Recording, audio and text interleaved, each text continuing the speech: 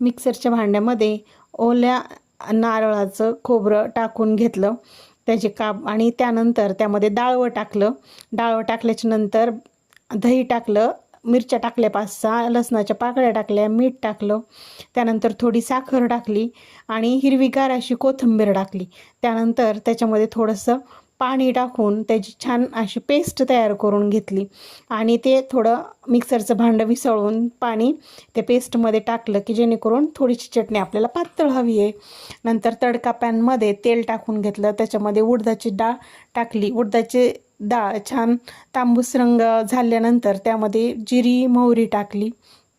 जिरी मोहरी छान तडतडल्याच्या नंतर त्याच्यामध्ये लाल मिरच्या टाकल्या, 2-3 मिरच्या टाकून घेतल्या. मिरच्या छान तळल्याच्या नंतर त्याचा तडका बनवून तो आपण त्या चटणीमध्ये टाकून घेतला. आपली